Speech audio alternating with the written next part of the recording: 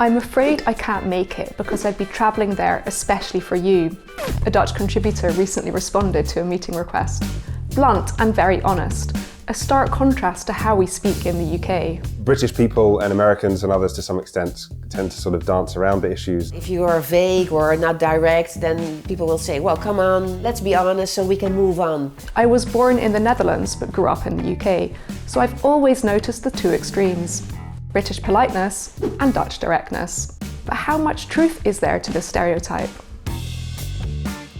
The Dutch are known as being direct, which means that the messages are quite precise and clear. They say what they mean what they say, so yes is really yes and yet no is really no, tomorrow is really tomorrow. Whereas in most other countries the communication style is indirect. Yeah, maybe always means no, possibly means probably not. The Dutch people tend to be much more, what they would say, recht door zee, straightforward, telling things how it really is, which can come as a bit of a surprise to outsiders. Author Ben Coates grew up in the UK but has lived in the Netherlands for over a decade. I remember just in my first couple of weeks living in the country, I went and got a haircut and then went back to work afterwards. And the first thing one of my colleagues said was, "It looked better before you went for a haircut." Dutch directness comes from a long history of diplomacy, which benefits the Netherlands to this day. The direct communication style is part of the consensus culture. The Netherlands was formed based on Calvinist roots going back hundreds of years, became a great trading nation and a very successful wealthy nation during the 17th century golden age. You have a political culture which is extremely focused on consensus and compromise here. So people learn to share ideas and come up with own opinions. And it was needed to be honest about your ideas and your thoughts and your opinions so they could find out a common solution. And that still is. It is deep-rooted and it's still a part of the communication style. I went to meet business psychologist Aukje Nauta, who explains that this cultural stereotype means the Dutch sometimes come across as rude. I think that the Dutch are perceived as more direct because we use less often words like please, could you please, should you, and that explains why we come across as less polite. In the Netherlands, being polite is as important as in England. It's meant to be honest and clear, but it's often perceived as being rude and even arrogant. The reason why cultural comparisons are problematic is that it leads to stereotyping. This means that when you look at a Dutch person as very rude and direct, you are not that curious about what kind of person he or she is. And I think it's important to be curious after each other, because then you can make much better connections than when you put someone in a box instead of being really interested in a person.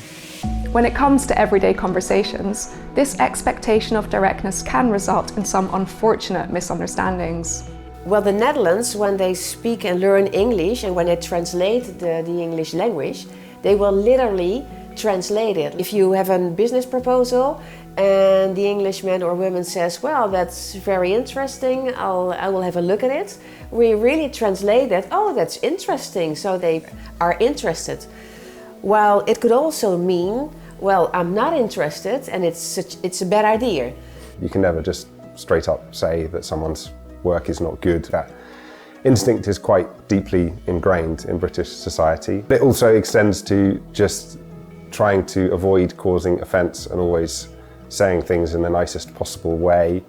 And then the challenge for Dutch people is to find out what the real meaning of the words is. And we can both speak English, but it doesn't mean that we get the real message. For example, there's a British sort of tick of saying, oh, you must come for dinner, or we must do it again sometime soon, when obviously the last thing you mean is that that person should come for dinner next week, whereas Dutch people would naturally, inevitably tend to take those kind of statements more literally, I think, and the invitation will be in your inbox the next day. And also, of course, for the people in the UK, it's challenging to not be that shocked because of the directness. A British person would see sort of hedging around a difficult issue or politeness and civility, whereas a Dutch person might see the same thing as being actually dishonest. It's not just undesirable, but actually an unpleasant thing to do for a Dutch person.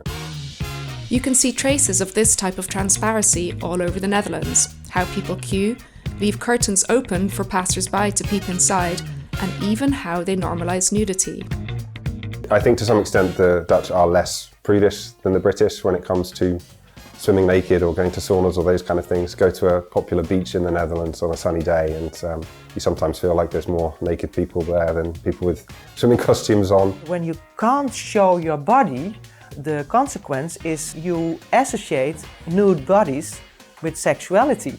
Whereas when you change clothes at the beach and you see a little bit of nakedness, then it's just ordinary. It normalizes a naked body. Although I should say, I think it's hard to be more prude than the British when it comes to that stuff. So I'm not sure how much of it is just the Dutch being more normal and the British being excessively prude, but there probably is a big difference there. So if you really want something, just say it how it is. Just be aware that some people may mistake your honesty for rudeness. And remember, if you say, "We must meet for dinner" to a Dutch person, they really will expect an invite.